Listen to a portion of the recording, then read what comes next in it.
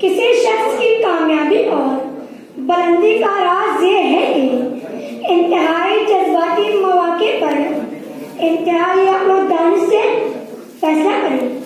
انفرادی زندگی میں تحمل اور صبر و ضبط تو ہے ہی، لیکن اس کی اہمیت اجتماعی جگہوں میں مزید بڑھ جاتی ہے، جہاں مختلف اذہان کے لوگوں سے ملاقات ہوتی ہے اور ایسے ہی صلح محبت کے پیغام کی ایک خوشگوار فضا قائم ہوتی ہے. جناب صدر قندیل عظیم و حاضر، السلام علیکم. میرے ترمیم کا سفر ہی میرے عنوان کی منزل کا پتہ ہے. جی ہاں، آج میں آپ کو صلح حدیبیہ فتح مبین کی پرمسرت باتیں بتاتا چلوں. اس سے پہلے آپ سمجھ لیں گے صلح حدیبیہ کی شکنجہ پرور شرائط کیا تھی. مسلمان اس سال عمرہ نہ کریں، اگلے سال صرف 3 دن کے لیے مکہ آئیں، اپنے ساتھ تلوار نہ لائیں. اہل قریش مدینہ سے مکہ واپس آ سکتا ہے، 10 سال تک جنگ نہ ہو، کوئی کسی پر بھی تلوار نہ اٹھائے. قبائل میں کیا ہے کہ اپنی مرضی سے صلح میں شریک ہوں. حاضرین کرام، صلح کی شرائط پر غور کریں تو یہ واضح ہو جاتا ہے کہ رسول اکرم صلی اللہ علیہ وسلم نے بظاہر تب پر کفار مکہ سے معروف ہو کر یہ معاہدہ کیا ہو. اسی لیے صحابہ کرام مغموم و شکستہ تھے، غم و غصے سے لبریز تھے، اپنی بے عزتی کے خول میں تھے، مگر آداب محمد چاہتے رسول اور اطاعت احمد کے آگے مجبور تھے.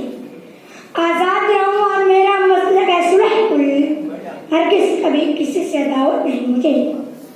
حاضر کرام، ظاہر ہے کہ رسول اکرم صلی اللہ علیہ وسلم کی عقابی نگاہیں اس صلح کی جن نتائج کو دیکھ رہی تھی. صحابہ کرام ان سے نہ واقف تھے، ان کی نظریں ظاہر سطح پر تھی، تاہم اللہ نے صلح میں قابل فوائد اور ثمرات رکھے تھے.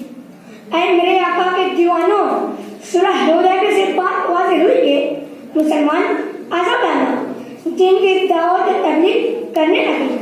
اسلام کی صداقت اور اس کے حقائق پر لوگوں کو غور کرنے کا موقع ملا. کفار مکہ اور مسلمانوں کے فاصلے کم ہوئے، آمد و رفت شروع ہوئی، تجارتی بنیاد پر رشتے استوار ہوئے. اہل مکہ مدینہ میں قیام کرنے لگے. مسلمانوں کے درمیان رہ کر کفار کو دین سیکھنے کا موقع ملا. صحابہ کرام کا اقوال پاکیزہ اخلاق، تقویٰ، طہارت، اخلاص، صداقت و امانت دیکھتے اور متاثر ہوتے گئے. اس طرح اسلامی تعلیمات کفار کے دل میں رچ پس گئی اور خود بخود اسلام کے سائے رحمت کی طرف کھینچے چلے آئے. مورخین لکھتے ہیں کہ صلح حدیبیہ سے فتح مکہ تک اس قدر کثرت سے لوگوں نے اسلام قبول کیا کہ اس سے پہلے نہیں کیا تھا. یا نبی نسخہ تذکیر کو میں جان گیا، یا نبی نسخہ تذکیر کو میں جان گیا، اس کو سب مان گئے، آپ کو جو مان گئے.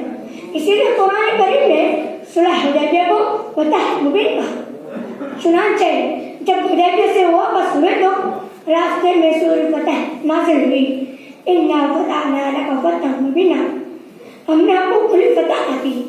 مسلمان کرام، اس واقعے سے مسلمانوں کو پیغام ملتا ہے کہ جذبات اور اشتہار سے کام نہ لیں. غصہ اور اشتہار شیطانی اثر ہے. اس صلح سے پیغام میں ملتا ہے کہ لوگ آپ کے لانے آئے پھر بھی آپ ان سے نہ لڑیں. لوگ آپ کو اشتہار دلائیں مرا مشتعل نہ ہوں. لوگ آپ کے خلاف سازش کریں مرا خاموش چلنے سے ناکام ہو. اے میرے آقا کے نام لیوا، صلح حدیبیہ کا پیغام ہے کہ زندگی کا اثر شریر سے لڑنا نہیں، بلکہ لڑائی سے بچ کر اپنے آپ کو اتنا طاقتور بنا لو گے محض بدتمیزی سے دشمن ہتھیار ڈال دیں. کیسی عجیب بات ہے. جو کامیابی پیغمبر صلی اللہ علیہ وسلم نے نہ ٹکرانے کی پالیسی اختیار کر کے حاصل کی، اسی کو ہم ٹکرانے کا طریقہ اختیار کر کے حاصل کرنا چاہتے ہیں.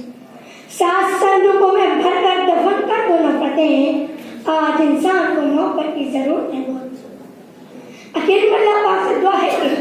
اللہ پاک ہمیں مصالح پسندی، عقل مندی، ہوش مندی کی دولت سے مالا مال کر دے، آمین ثم آمین یا رب العالمین.